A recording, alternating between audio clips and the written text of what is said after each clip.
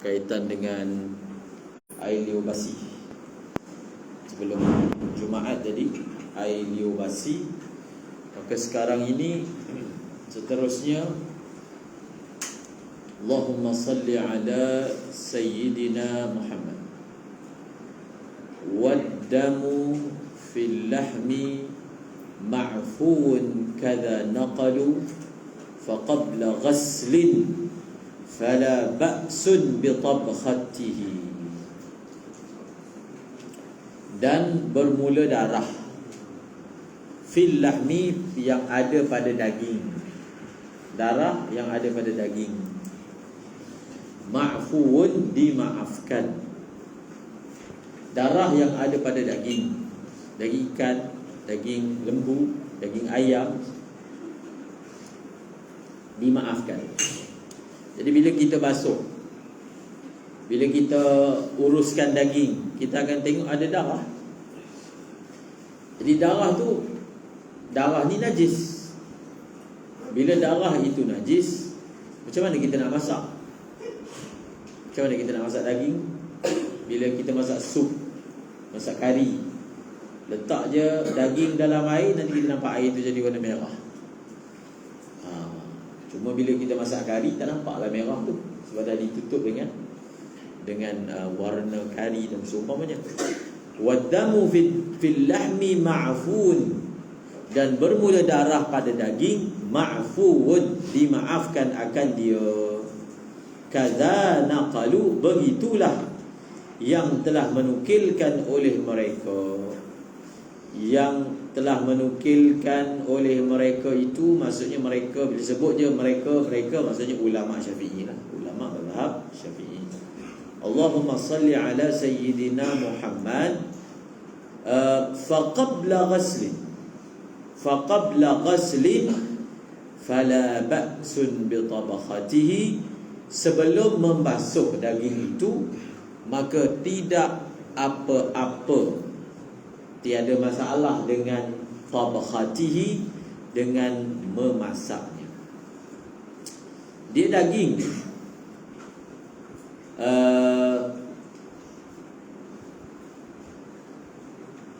sebenarnya kalau kita sembelih lembu masa korban tu kan, daging tu tak perlu basuh. Tak perlu basuh, terus masak je, boleh. Bahkan dia lagi sedap. Sebelum dia kena air, dia lagi sedap. Sebelum kena peti sejuk, dia lebih sedap kan. Kecualilah masa kita uruskan sembelihan itu, dia ada terkena tahi lembu kan, dia bahagian perut tu, yang tu kena basuh lah. Kalau tidak, kita tak perlu basuh. Satu, bila tu yang tak perlu basuh, kita tak perlu basuh kalau kita tak tindan daging. Kita tindan daging, kita tindan, dia dah jadi lain. Sebab apa? Bila kita tindan daging tu, darah daging lain dah kena daging lain. Yang kata dimaafkan tu darah milik daging itu, bahagian itu. Tapi kalau kita tindan, dia dah bercampur dengan, dia panggil apa tadi, ajnabi. Maka dia dah tak ada, yang ni tak ada dah. Dia tak dimaafkan seperti yang disebutkan di sini. Yang pertama, kita tak tindan. Yang kedua, dia tulis sebelum kita basuh daging tu, kita boleh masak terus. Boleh cuba. Daging korban yang orang buat masak tu kan ada lembu seekor tu yang buat masak. Daripada potong sup terus masuk bakar, sedap kan. Dia orang kata lebih manis. Tetapi kalau daging tu kita basuh, dia dah jadi lain.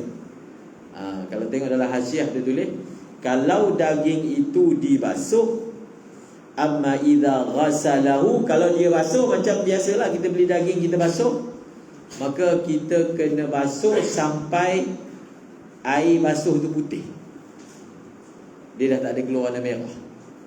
Faham tak? Fala budda, dia tulis apa? Fala budda min safil ghusalah hatta yathur. Dia kena basuh sampai ghusalah, air bekas basuh tu dia saf, dia murni. Kecuali kalau ada sikit-sikit warna darah, maka dimaafkan.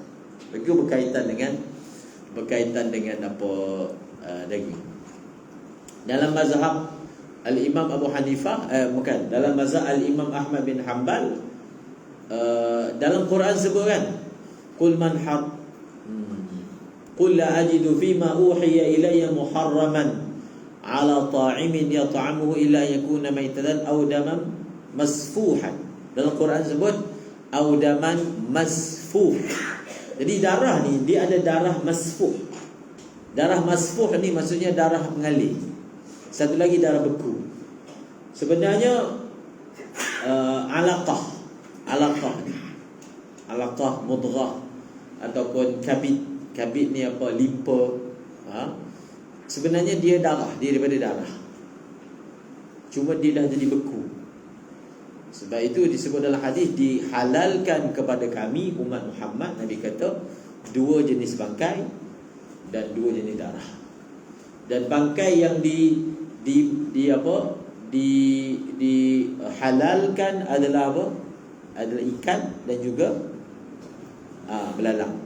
Dan darah yang dihalalkan adalah kabid, hati dan juga limpa. Dan darah yang najis itu adalah daman masfuh, yang ngalir, darah lah, yang kita pun panggil darah.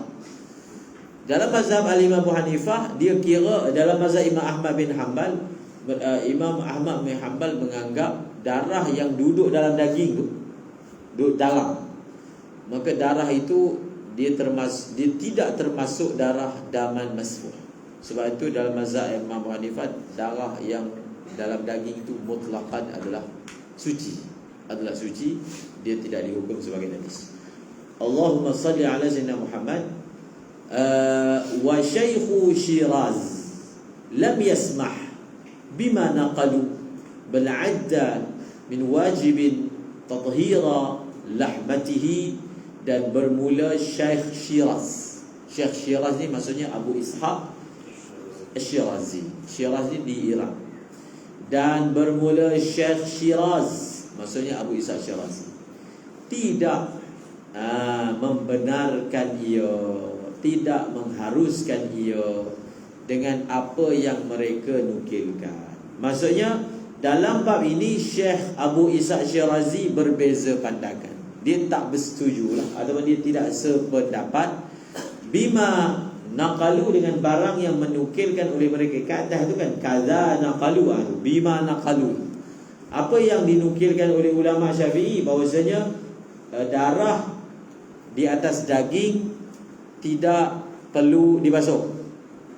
Dalam perkara itu lam yasmah, beliau tidak bersetuju, beliau tidak sependapat. Bal, bahkan ada membilang ia Syekh Shiraz min wajibin, daripada perkara yang wajib. Apa dia? Tathhira, membersihkan akan dagingnya. Maksudnya di sisi Syekh Shiraz tidak ada yang disebut sebagai darah atas daging tak wajib basuh, tidak ada. Dan pendapat itu dhaif lah. Pendapat Syekh Shiraz ini dhaif dalam segi mazhab Syafi'i. Pendapat yang muktamadnya, dia tidak wajib dibasuh. Dan tadi sudah disebut catatannya, selagi daging itu belum kena air, belum dibasuh. Kalau daging tu dah kena air, maka dia kena basuh sampai dia punya apa? Air basuhan itu dah tak ada warna darah. Okey? Rusaklah itu dah tak ada warna darah kecuali sedikit. Dan satu lagi, kalau dia tidak ditindan-tindan. Allahumma salli ala sayyidina Muhammad. Kemudian masalah seterusnya ni masalah pedang. Pedang macam mana ni? Kita perang, pegang pedang. Pedang ada darah. Dan tengah perang itu nak solat pula. Sambil solat sambil pegang pedang, sambil solat sambil hunus pedang. Jadi di pedang tu ada darah. Solat tidak sah kalau kita tanggung najis. Bila tanggung najis ataupun nanggung sesuatu yang menanggung najis, tak boleh kan? Namun dalam masalah ini dimaafkan. Wahamilun, dan orang yang mengangkat, fi qital, dalam peperangan, saifahu, akan pedangnya, bidamin, saifahu bidamin maksudnya saifahu ma'adam, pedang dia bersama dengan darah. Berlumur dengan darah. Inda darurati, ketika darurat. Qad aftau, sesungguhnya telah memfatwakan oleh mereka para ulama, biyusratihi, dengan mudahnya ia. Maksudnya apa? Maksudnya ulama telah fatwakan ketika darurat. Apa maksud ketika darurat? Ketika ada keperluan untuk dia pegang pedang. Sebab musuh ada mengata-kata kalau lepaskan pedang bahaya. Itu masuk ketika darurat. Maka pada ketika itu, maka dia boleh teruskan memegang pedang dan dia boleh teruskan salatnya. Itu maksud mereka telah memfatwakan dengan mudahnya ia. Mudah maksudnya dimaafkan. Cuma ada nota dalam hasyiah, dia kata cuma solat itu boleh diulang balik sebab uzur ini dipanggil nadir. Uzur dia ada dua kan, satu uzur nadir, satu uzur ghairu nadir. Dia punya kaedah secara umumnya dalam fiqh ni, an-nadiru kal ma'dum. Uzur kalau dia nadir tidak muktabar. Faham? Dia uzur kalau daim, dia ada daim satu nama dia, maka baru muktabar. Allahumma salli ala sayyidina Muhammad. Ra'al imamu idza sayfun talattaha an yadussahu fi qirabin khayfa dhay'atihi wa lam yajib tarhuhu halan kama dhakaru fi aminin zaraqal mukka bi'immatihi. Telah berpandangan oleh imam. Imam siapa? Imam Haramain. Jadi Imam Haramain dia punya pandangan dia lah. Pandangan beliau macam ni, Imam Al-Haramain. Beliau kata, apabila pedang talaqqaha, berlumuran. Maksudnya berlumuran dengan apa? Dengan darah. Talaqqaha ai bidamin. Beliau berpandangan apa? Ayyadussahu fi qirab, bahawa menyimpan ia akan dia pedang di dalam qirab. Qirab ni maksudnya dalam sarung pedang. Di sisi Imam Haramain ni, pedang yang dah tak digunakan, kalau ikut pendapat yang muktamad, kalau tak digunakan, dia kena letak kat tanah. Dia tak boleh letak dalam sarung. Sebab apa? Dia nak solat. Bila dia nak solat, ada darah kan. Kalau dia letak dalam sarung, dalam keadaan dia tak ada keperluan, maka apa? Dia menanggung najis. Tapi ini pandangan Imam Haramain. Pandangan Imam Haramain, dia kata boleh. Boleh dia letak dalam qirab. Khaufa kerana takut hilangnya ia. Maksudnya dengan alasan kalau letak bersepah-sepah nanti pedang dia hilang, maka dia boleh, walaupun tak ada keperluan lawan musuh, dia boleh letak dalam sarung dia walaupun pedang itu berlumuran dengan najis. Ini pandangan Imam Haramain. Kalau ditanya menurut pendapat Imam Muhammad, tak boleh. Pendapat utama hanya boleh indat darurah sahaja. Tapi ini yang dipanggil makhraj, pandangan ikhtiar al-Imam Haramain dalam masalah. Dan tidak wajib oleh melemparkannya pedang halan pada ketika itu, kama zakaru, seperti mana wajib. Kama zakaru ni dia nak terangkan ada masalah yang mana wajib. Faham? Wajib lempar. Tidak wajib lempar seperti mana wajibnya lempar dalam masalah berikut. Itu maksud ibarat. Tidak wajib lempar serta-merta seperti mana wajib lempar serta-merta di dalam masalah berikut. Apa dia masalah berikut? Dan tidak wajib lemparnya pedang halan pada ketika itu ataupun serta-merta seperti mana yang telah menyebut oleh mereka. Fi aminin. Amin ni isim fa'il daripada makna aman, orang yang aman.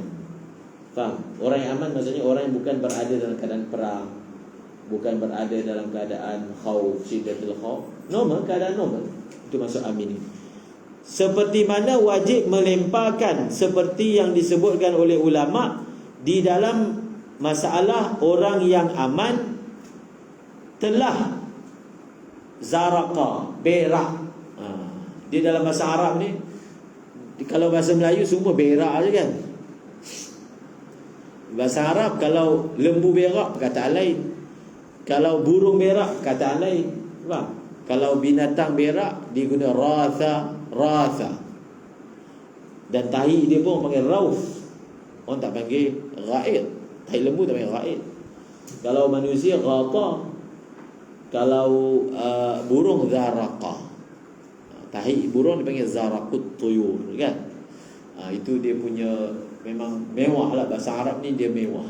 Dia sangat mewah. Kita satu je perkataan. Seperti mana kita belajar dalam bahasa Inggeris kan.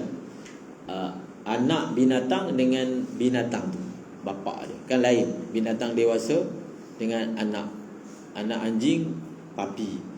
Kalau ni dog. Dalam bahasa Arab ada, bahasa Melayu tak ada. Bahasa Melayu anak je. Anjing, anak anjing. Senang. Tak tahu, maksudnya bahasa yang susah lagi bagus ke bahasa yang senang lagi bagus. Sebab itu bahasa Melayu ni mudah. Ramai ada orang Mesir, orang Yaman duduk sini setahun duduk dah boleh ceramah dalam bahasa Melayu lah. Dia tak ada nak apa, anak lembu, anak lembu. Dia tak ada apa. Kalau bahasa Arab lain, bapak lembu lain, anak lembu ijil kan, ijil anak. Kalau bapaknya apa, Baqarah ke Saur kan, begitu. Okey. Pada orang yang aman berak, maksudnya ialah berak oleh muka ni sejenis burung di padang pasir, bi'immatihi pada serbannya. Maksudnya satu orang dia tengah semayang, ada burung berak. Burung ni contoh je lah, sebab burung daripada atas, muka ni sejenis burung, ataupun cicak berak ke. Bila dia sedar je, dia kena buang terus dia punya serban, songkok ke, terus buang serta merta. Kalau dia lambat, maksudnya antara burung berak atau antara tahi tu kena serban dia dengan dia buang tu lambat, maka sembahyang dia batal. Dan lambat tu berapa lama? Yang kata lambat dia satu, dia tak sedar. Kalau dia sedar, maksudnya dia dengar bunyi pop terus buang. Tapi lepas dah satu rakaat, ada orang datang sebelah dia bisik, serban kau kena tahi. Dah satu rakaat berlalu, itu terus batal. Sebab dia antara tahi tu kena dengan dia buang tu, dia tak boleh lama. Kadar dia sekadar tumakninah, memang sekejap sangat. Maksudnya kalau kena terus dia lempar, maka solat dia masih boleh diteruskan. Kalau berlalu sehingga lebih sekadar tumakninah, maka dia ulang balik. Dia buka ulang balik. Itu hukum ni umum, hukum umum. Kalau kita tengah solat, ulama kata kalau kita tengah solat, dia ada dua keadaan. Satu, kita kena najis yang kering. Satu lagi, kena najis yang basah. Kalau kena najis yang basah pada tubuh kita, confirm terus batal. Dia tak ada jalan. Secara umumnya. Tapi kalau kena najis kering, kita boleh buang. Sebab najis kering ni, sebab najis basah kita buang bukan ada lagi, dia mesti dibasuh dengan air. Sebab itu maksudnya kok mana pun sembahyang batal. Tapi kalau najis kering, dia ada tafsir.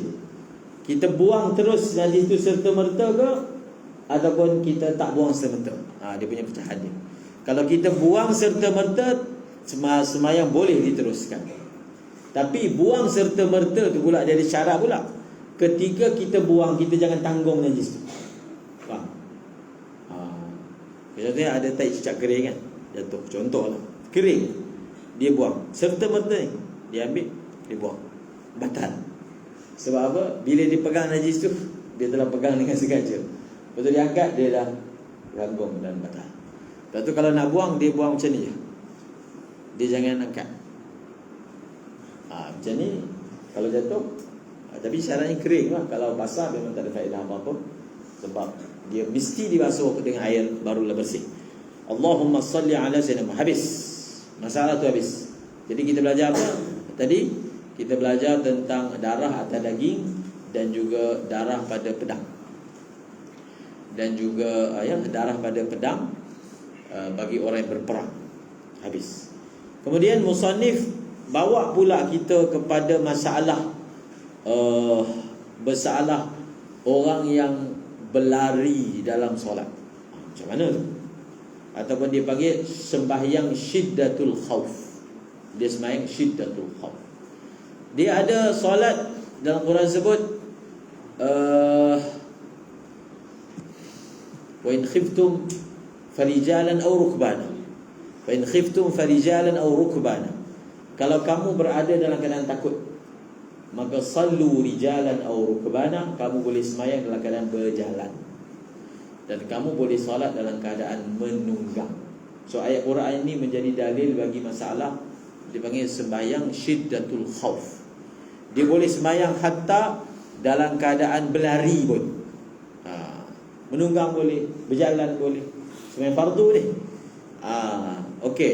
Seumpama perang ada lagi masalah lain. Dia lari daripada binatang buas ke? Ataupun dia lari daripada orang yang nak mencederakan dia ke? Dia tengah solat, ada orang nak cedera, dia lari sambil solat. Sembahyang desah. Faham? Dia tengah solat, dia lari daripada banjir ke? Kalau dia sempat lari lah. Banjir laju ke dia laju. Sambil solat tu dia teruskan solat dan dia lari. Boleh. Boleh. Dan seumpamanya. Okey, apa benda nak sebut ni kat sini ni? Watabi'ul lissi ay ya'du ala najisin lahus salatu ka khawfin inda shiddatihi.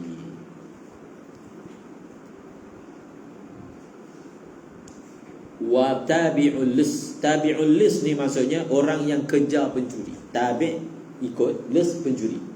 Dia solat sambil kejar pencuri.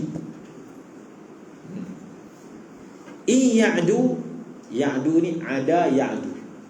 Faham? Ya'du, ada ya'du, lari. Ada ya'du, lari.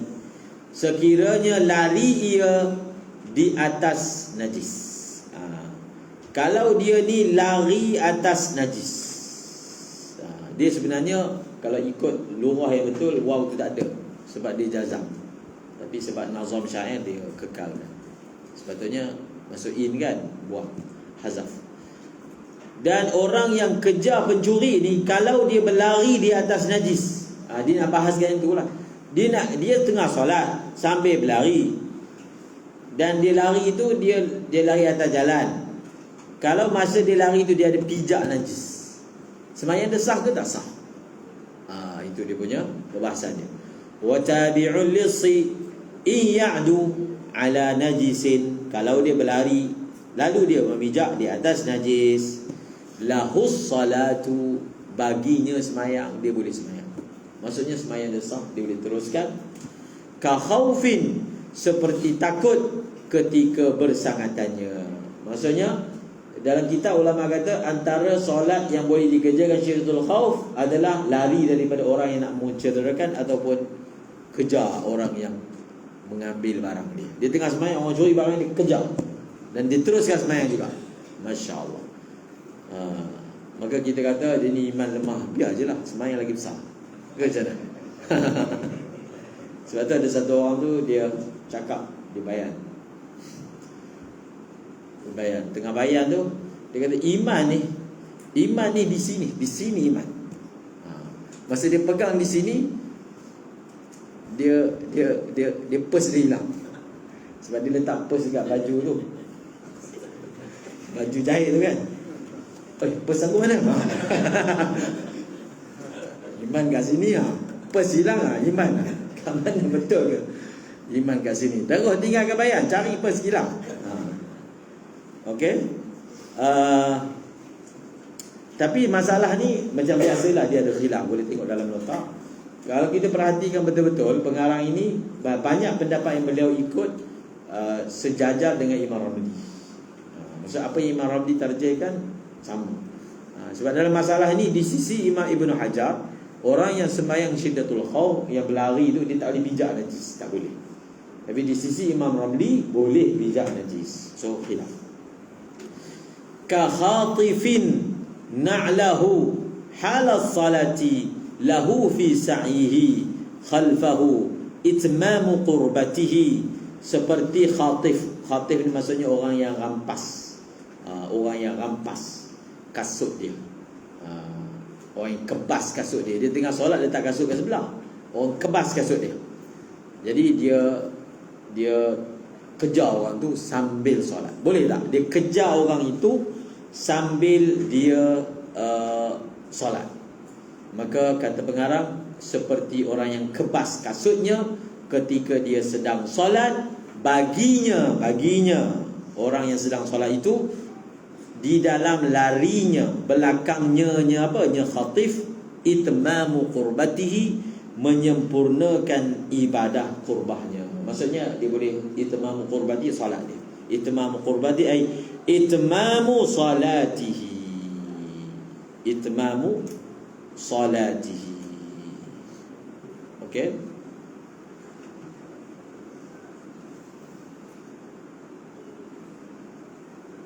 Kemudian dia boleh teruskan. Khalas. Fa in ata bisiyahinah. Ni dalam minhaj pun ada bahas. Ketika sembahyang syiddatul khauf. Sembahyang syiddatul khauf ni kira boleh sembahyang tak menghadap kiblat, boleh sembahyang tanggung najis. Kalau sembahyang berjemaah ketika perang ni, dia boleh imam duduk belakang, makmum semua boleh. Dia jadi begitu longgar. Hatta apa tadi? Imam duduk belakang makmum pun boleh. Ada satu perbahasan ulama membahaskan dalam minhaj pun ada sebut, boleh tak dia menjerit ketika perang ni? Allahu Akbar. Allahu Akbar tu masih lagi zikir kan? Maksudnya dia berteriak boleh tak? Dia punya kaedah dia, ketika perang ni dia boleh buat apa yang merupakan keperluan perang. So menjerit ni keperluan ke bukan keperluan? Perang ni memang kena menjerit ke? Biasanya orang menjerit ni dia takut. Nampak kan orang macam nak gaduh kita, dia jerit. Sebenarnya dia sedang takut. Bukan dia berani, dia sedang nak buang takut dia. Dia jerit kuat-kuat. So jangan takutkan dia. Okey. Fa in ata bi siyahin khalfahu batalat innal jabana laman yastu bi sayhatihi. Maka sekiranya mendatangkan ia dengan teriakan, dia berjerit dah. Sekiranya mendatangkan ia dengan teriakan di belakangnya, di belakang orang yang dikejar ke, di belakang musuh dia sambil kejar sambil jerit, itu maksud dia. Batal solat dia. Batal solat dia. Bila tu batal solat? Batal solat kalau keluar dua huruf lah. Kaedah macam biasa. Kita punya kaedah, kalau keluar suara daripada mulut kita menghasilkan satu huruf yang memberi faham, dua huruf walaupun tidak memberi faham, batal kan? So sama. Walaupun tak sebut kat mata, tapi itulah kaedah standard dia. Innal jaban. Kemudian Syekh dia bagi satu kaedah. Dia kata sesungguhnya jaban ni penakut. Orang yang penakut adalah orang yang melawan dia yasta sata yastu kan, satuah ni maksudnya dia mengerasi, dia melawan dengan teriakannya. Orang tu dia penakut sebenarnya, dia menjerit je kuat, tapi tak bergerak apa pun, itu penakut sebenarnya. Jadi sebab tu menjerit ini oleh kerana dia bukan keperluan dalam berperang, so dia dikira tak ada darurat. Kan kita dah sebut tadi, yang dibenarkan yang ada kena-mengena dengan urusan di sekarang, seperti bergerak, menunggang, berlari, mengejar, itu semua ada kaitan. Tapi menjerit tak ada, maka tak dimaafkan. Okey? Allahumma salli ala sayyidina Muhammad bahimatun syaradat aw abduhu falahu fi adwihi khalfahu al-iman bi rak'atihi bi syarti khawfin wa in ya'man salamatahu wa lam yara dararan salla bi buq'atihi. Dibawa lagi masalah apa? Bahimah, binatang dia, binatang syaradat, lari. Dalam bahasa Arab, kalau binatang tu dia melepaskan diri lari, orang dia panggil syarada. Bahasa Arab syarada. Sekiranya lari, melepaskan diri, oleh binatang peliharaan dia lah. Au abduhu, ataupun hamba dia lari. Dia tengah solat, binatang dia lari, terlepas. Dia boleh kejar dalam keadaan solat. Falahu, maka baginya, fi adwihi, di dalam larinya itu, khalfa mazukira min bahima wal abd. Khalfahu ay khalfa mazukira min bahimatin aw abdin. Dia boleh apa? Al-ima bi raka'ati, dia boleh sembahyang dengan isyarat. Maksudnya sambil dia kejar, sambil dia solat. Macam dia nak rukuk, isyarat. Macam mana dia nak sujud, isyarat. Itu al-ima bi raka'atihi, memberi isyarat dengan rakaatnya, dengan pergerakan rakaat itu semua dia teruskan. Tapi bi syarti khaufin, dengan syarat khauf. Maksudnya dengan syarat dia takut. Dia takut kalau dia tak larikan diri, kalau dia tak kejar, barang dia hilang. Kalau dia tak larikan diri, dia hilang. Itu masuk khauf. So kalau tak ada khauf, tak boleh buat sembahyang macam ni. Sebab Quran sebut in khiftum, kalau kamu takut. So takut itu menjadi suatu madar. Sebab itu kalau ketika perang-perang, pada waktu yang mana selamat daripada musuh, dia dah tak boleh bergerak, kena berhenti, kena cari kiblat. Dia kaedah dia macam tu. Sebab al-hukmu yaduru ma'a illatihi wujudan wa adaman. Hukum ni dia berkait dengan illat. Illat boleh berjalan, takut. Bila takut tak ada, tak boleh berjalan. Faham? Illat boleh tak menghadap kiblat, takut. Bila takut tak ada, kena menghadap kiblat. Sebab ketika perang, kalau waktu dah aman, terus kalau dia duduk atas tunggangan, dia kena turun. Macam contoh orang semayang sunat ketika musafir. Dia dibenarkan semayang dalam keadaan tidak menghadap kiblat dengan syarat kenderaan itu bergerak. Kalau kenderaan itu dah berhenti, dia dah tak boleh semayang dalam keadaan tidak menghadap kiblat, bahkan dia perlu menghadap kiblat. Itu sama kaedah dalam fiqh macam tu. Kita tahu sesuatu hukum yang diikat dengan ilah tak ada hukum tak.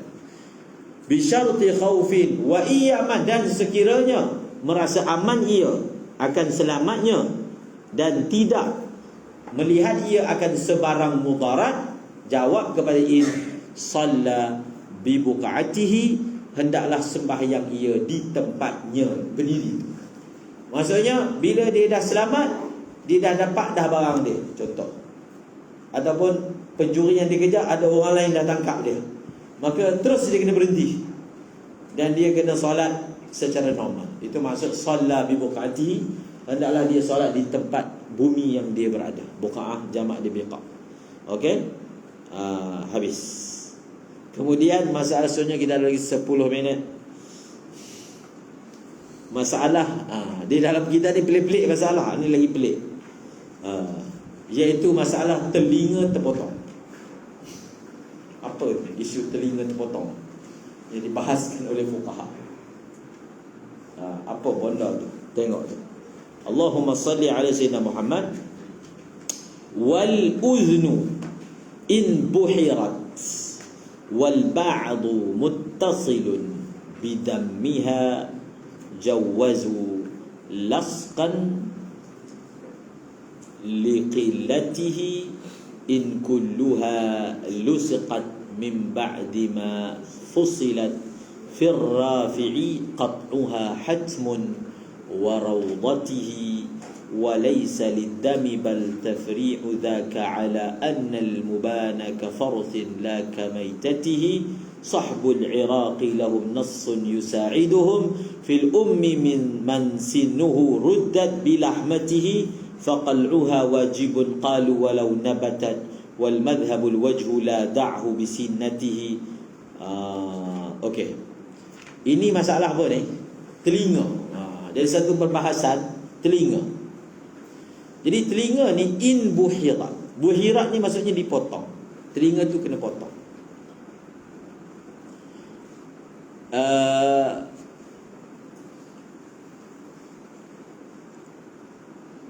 Dia dah kena potong, tapi masih melekat dengan dia punya kawan dia. Dia kena potong tapi melekat.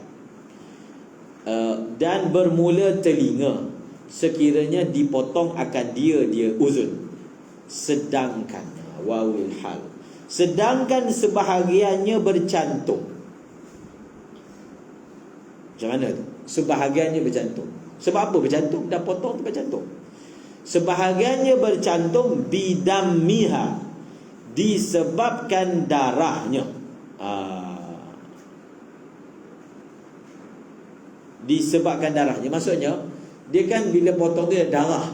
Jadi oleh kan darah tu kan mengering, so dia melekat. Dia melekat tu sebab, bukan sebab, dia melekat tu sebab darah. Darah dengan darah tu bila dikeringkan dia jadi digam. Jadi ulama kata, dan bermula telinga sekiranya dipotong akan dia, sedangkan sebahagiannya bersambung dengan sebab darahnya, mengharuskan oleh mereka lasqan. Kalau dalam bahasa Arab selotip tu dipanggil lasiq. Sebab dia alat untuk kita lekat, alat lekat. Jadi mereka mengharuskan lekatan disebabkan sedikitnya darah. Jadi sepatutnya bila telinga tu terpotong ada darah, darah kan najis. Tetapi kenapa sah? Sebab darah tu sedikit. Okey? Darah tu sedikit, maka dimaafkan. In kulluha lusiqat min ba'di ma fusilat, sekiranya kesemuanya telinga, in kulluha, sekiranya kesemuanya telinga dicantum akan dia selepas mana telah diceraikan akan dia.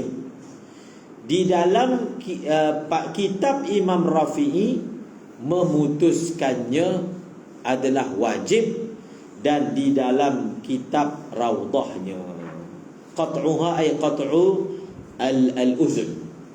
Maksudnya kalau dia punya telinga dah terpotong semua sekali, kemudian dicantum balik, maka Imam Rafi'i dan Imam Nawawi dalam kitab Raudhah menyebut dia wajib dipotong. Maksudnya tak boleh cantum, tak boleh dicantum, hendaklah ditanggalkan. Tak boleh dicantum. Kalau dia dah terpotong habis, yang tadi terpotong tapi ada sebahagian belum terpotong, wal ba'du muttasilun, sebahagian masih bercantum. Itu beza masalah pertama dengan masalah in kulluha lusiqat min ba'di ma fusilat fi Rafi'i qat'uha ay qat'ul uzun hatmun. Hatmun maksudnya wajib kena tanggalkan, tak boleh cantum, kena buang. Dan begitu juga disebut di dalam kitab Raudhah. Okey.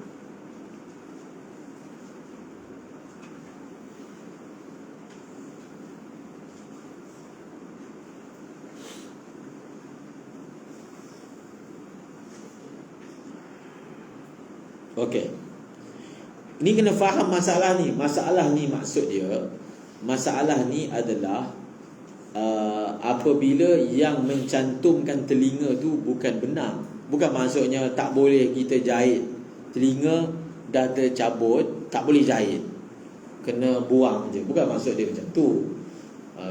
Kalau macam tu kita akan jadikan ibarat ini untuk isu-isu pembedahan dan juga jahitan kan. Bukan. Maksudnya adalah dia tu dah terpotong dicantumkan dengan darah. Faham tak? Darah tu ada lagi, dah terpotong, lepas tu diletak dan melekat. Yang tu tak boleh sebab dia dah dikira menanggung najis. Sebab telinga tu bila dia dah tercabut, dia dah dikira ajnabi. Dan bila ada darah, bila diletak, seolahnya ada ajnabi yang kena dengan darah, so dia dikira menanggung najis. Kat situ dia punya point dia. Bukan point dia adalah bahagian tubuh ni kalau dah tercabut tak boleh cantum balik, hukumnya najis. Tak, sebab manusia punya tubuh walaupun telah tercabut, dia tetap hukum suci kan, dia tak dihukum sebagai najis. Bukan telinga tu yang najis. Kemudian walaysa lid-dami walaysa lid-dami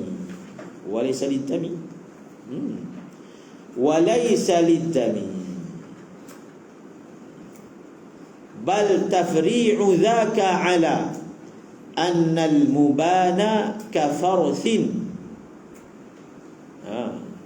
la kamaitatihi. Oh, begitu. Walaysa liddam ni maksudnya wujubul qat'i ataupun hatmiyatul qat'i laisa liddam. Dia punya laisa tu, dia punya fa'il dia ataupun dia punya isim dia kembali kepada hatmul qat'i. Tidaklah wajib dipotong itu kerana sebab darah, bukan sebab darah, bukan. Tadi saya sebut darah kan. Tapi Nazim kata, kita kata kalau dah dipotong keseluruhan itu kena cabut semua, tak boleh lekat kan. Bukan poin dia sebab darah, bukan. Bahkan tafri'u zaka, pemecahan masalah tersebut adalah di atas masalah ini. Faham? Maksudnya masalah kata telinga yang tercabut itu tak boleh dicantumkan balik itu, dia pecah daripada isu apa? Adakah dia pecah daripada isu darah itu ajnabi lalu najis tak dimaafkan? Kata Nazim bukan. Bahkan pecahan masalah itu adalah di atas masalah al-mubanu kafarsi. Dia ada satu pembahasan kita belajar dalam Matan Zubat. Dia kata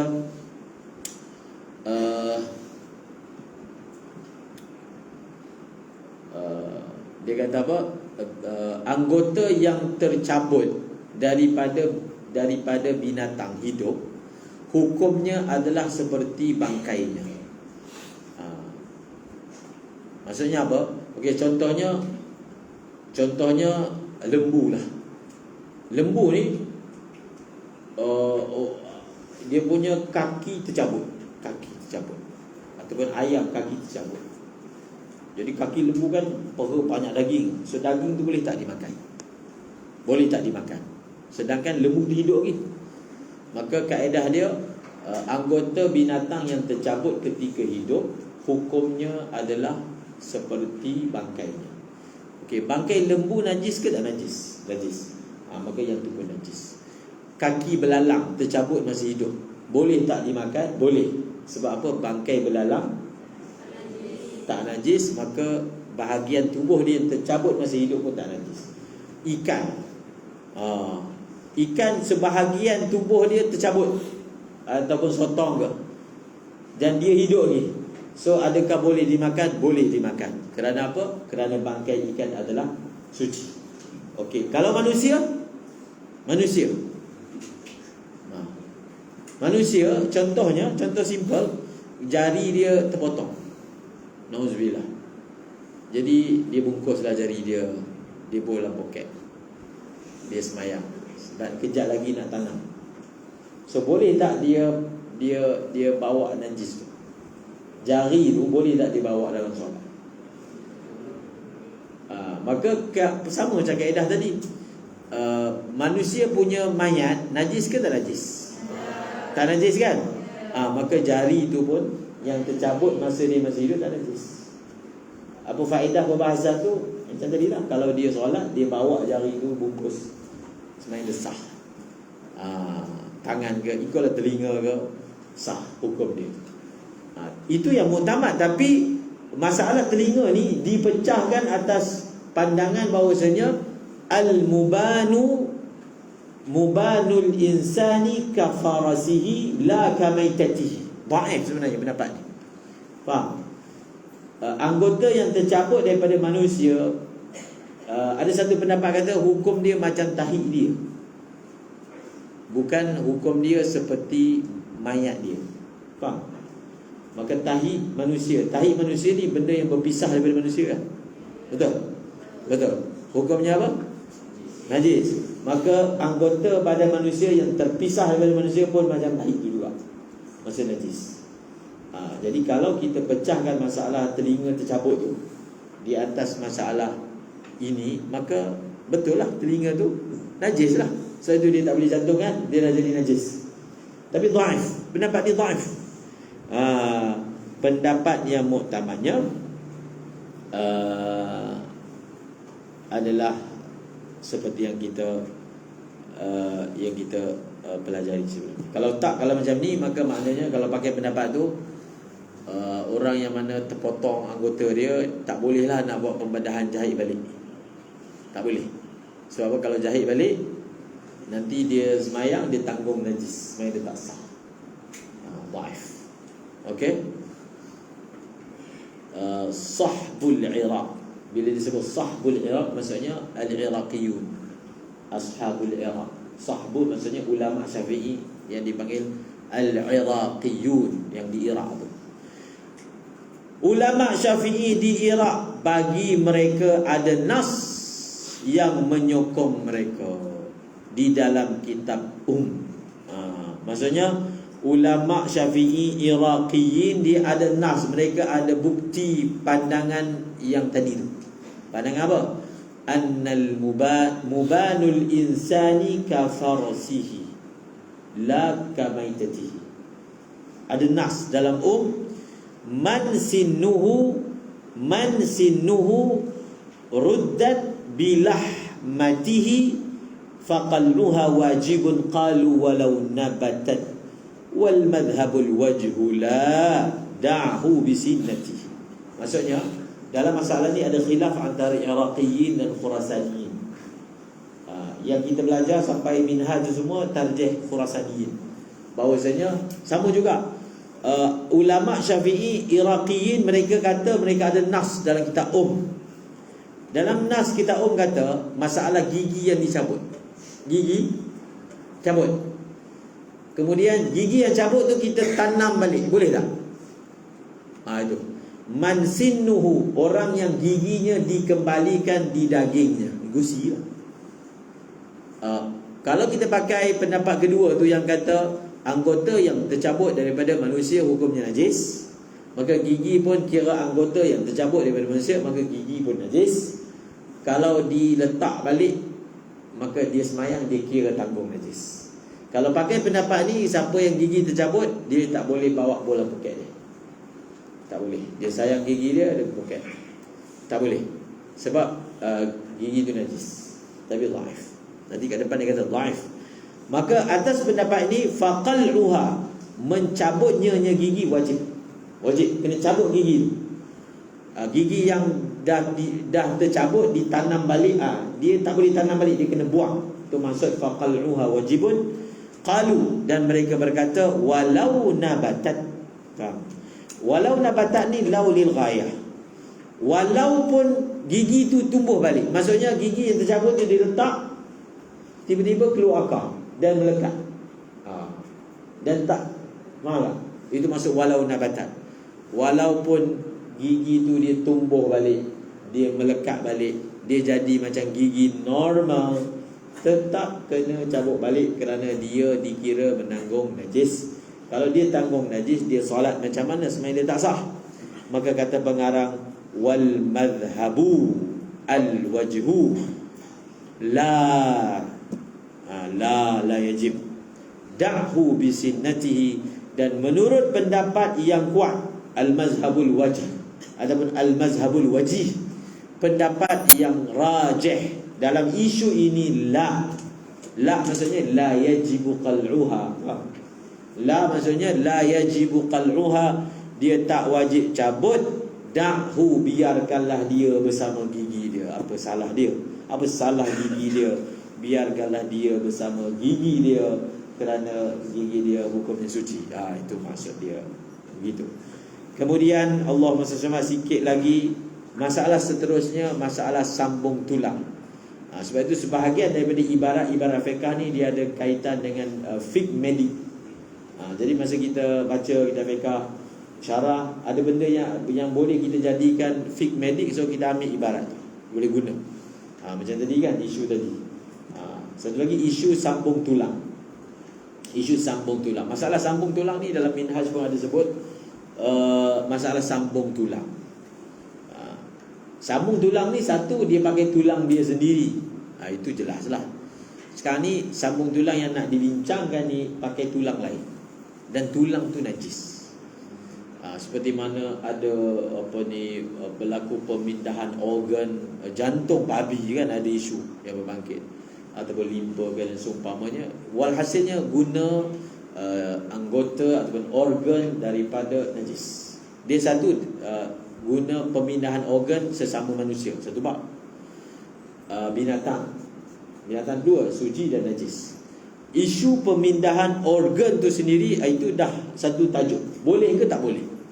Walaupun kalau fatwa Malaysia ni kira seolahnya dah rasmi lah, bahawasanya boleh dilakukan pemindahan organ. Bahkan ada undang-undang dia kan, ada undang-undang dan seumpamanya, legal lah, benda tu dikira legal. Tapi kalau Syekh Nuruddin Marbu Al-Banjari, beliau antara yang tidak bersetuju dan menghukum haram pemindahan organ. Bagi dia organ tidak boleh dipindah. Habis orang tu sakit lah, lepas tu mati khalas, tak perlu pindah-pindah. Dia mati tak boleh. Apatah lagi sedekah organ, lepas dia mati sedekah pula dia tanda tangan, tak boleh. Lalu beliau tulis sebuah kitab dalam bahasa Arab, Adillatu Tahrimi Naqlil A'ta, dalil-dalil pengharaman pemindahan organ. Itu pandangan beliau. Tapi kalau fatwa kebangsaan ke apa, secara umumnya, sebab bahkan dianjurkan pun supaya dibuat pemindahan organ. Okey.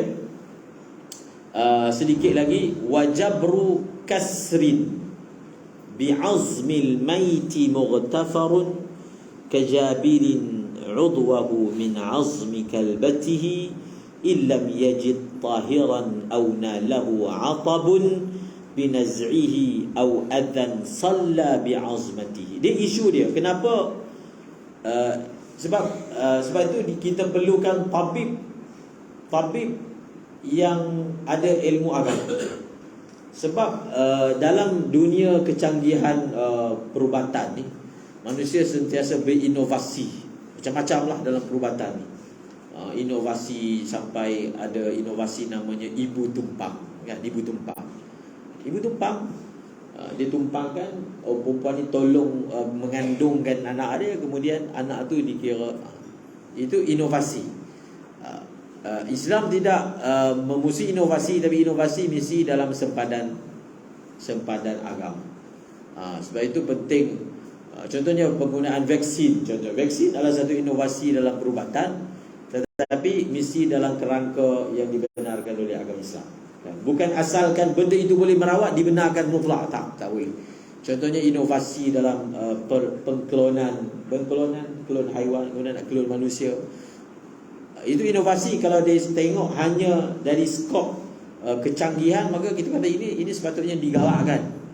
Tetapi kok mana pun, hukum mesti menjadi panduan, frame bagi masalah tersebut. Tak boleh keluar daripada hukum syarak. Okey.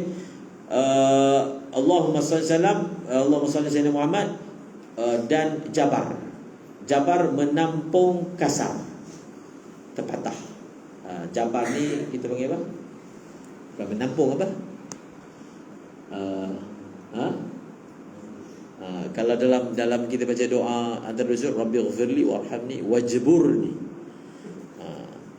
Dia satu jabbar, lain. Jabbar ni deber kan. Satu lagi jabir, lain. Jabir ni maksudnya tampung. Jabir, orang Kelantan pun panggil jabar maksudnya dia tampal, tampung, jabar kan. Jadi menampung yang patah, dia tampung dengan apa? Dengan tulang. Pakai mana pula? Pakai tulang bangkai. Boleh ke tak boleh? Mughtafarun, dibenarkan, dimaafkan. Seperti orang yang menampung anggotanya daripada tulang anjing. Boleh. Masa isu pemindahan organ menggunakan jantung babi tu, ada kot pembahasan etikal yang dikeluarkan. Dia memang boleh lah, tapi dia ada syarat dia kan. Dia ada syarat dia. Antara syarat dia adalah sudah tidak ada pilihan. sudah tidak ada pilihan daripada jenis yang suci. Sudah tidak ada pilihan. Bukan mudah-mudah macam tu saja. Sebab tu ke depan dia kata, apa syarat dia? Hatta kalau dia nak sambung tulang yang patah tu pakai tulang khinzir pun boleh. Kalau dia nak sambung anggota yang terpatah itu, terhilang itu, terkurang itu menggunakan daripada khinzir pun boleh. Tapi dengan manusia tak boleh. Faham? Kalau berdasarkan pendapat Syekh Nuruddin, sebab manusia dia ada kehormatan tersendiri.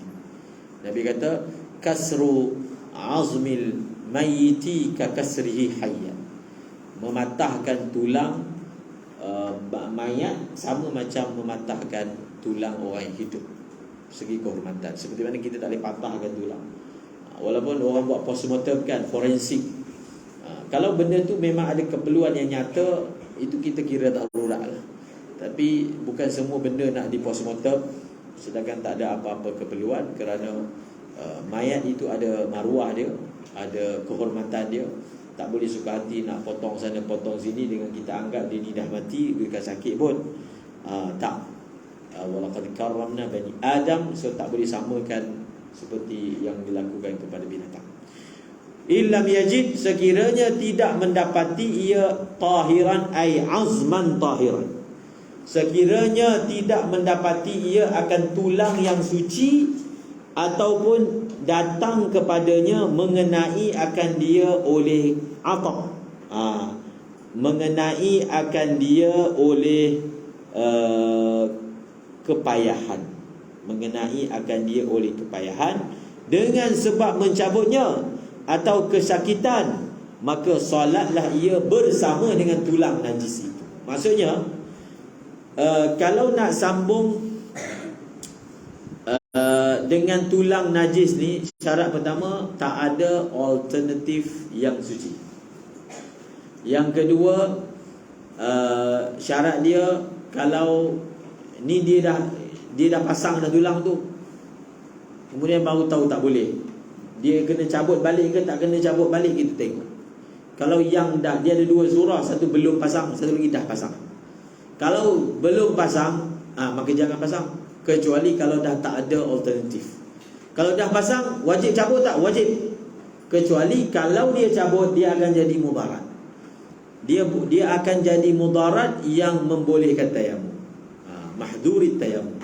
Maka dia boleh kekalkan, dia boleh biarkan tulang itu bersama dengan dia. Dan bila dia solat dia sah. Boleh tak dia jadi imam?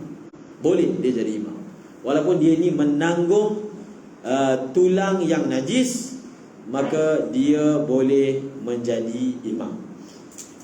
Dia wajib tak tanggalkan? Tak wajib. Tapi kalau dalam situasi orang ni dia wajib tanggalkan, tapi dia tak tanggalkan, maka sebenarnya dia tak sah. Kalau sebenarnya dia tak sah, jelaslah dia tidak boleh menjadi imam. Dan dalam urutan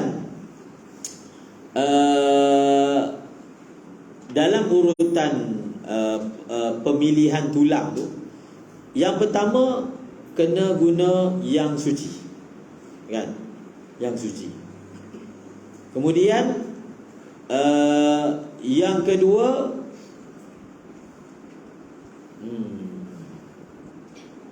boleh daripada ni.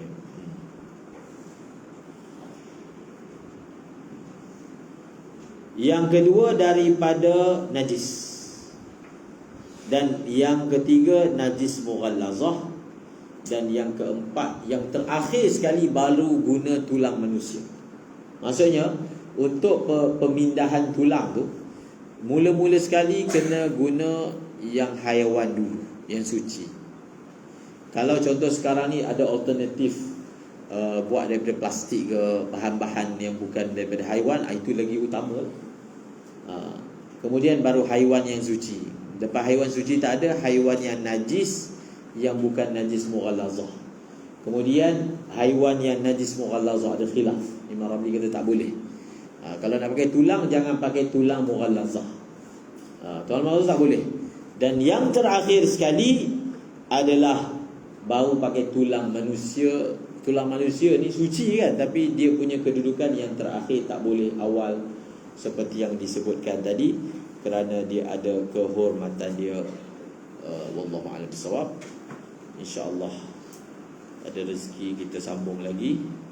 Yang dah baca tadi kita muzakarahkan betul-betul, faham betul-betul. Ada lagi beberapa muka surat. InsyaAllah kalau ada rezeki kita boleh habiskan pada masa-masa yang akan datang. Wallahu a'lamu bis-shawab wa ilaihil marji'u wal ma'ab. Semoga Allah Ta'ala mudahkan segala urusan kita semua. Bismillahirrahmanirrahim. Alhamdulillah rabbil alamin. Wassalatu wassalamu ala asyrafil anbiya'i wal mursalin wa ala alihi wa sahbihi ajma'in. Allahumma 'allimna ma yanfa'una wanfa'na bima 'allamtana warzuqna 'ilman nafi'an. اللهم اجعلنا من الذين ينظرون الكتاب نظرة واحدة يحفظون ما فيه ويفهمون به ويعملون به ويبلغون به. اللهم إنا نستودعك ما علمتنا فارده إلينا عند حاجاتنا ولا تنسناه يا رب العالمين. اللهم علمنا ما ينفعنا وانفعنا بما علمتنا وارزقنا علما نافعا. اللهم إنا نعوذ بك من علم لا ينفع ومن قلب لا يخشع ومن نفس لا تشبع ومن دعاء لا يسمع ومن دعوة لا يستجاب لها. ربنا اتنا في الدنيا حسنة وفي الآخرة حسنة وقنا عذاب النار. سبحان ربك رب العزة عما يصفون. الحمد لله رب العالمين.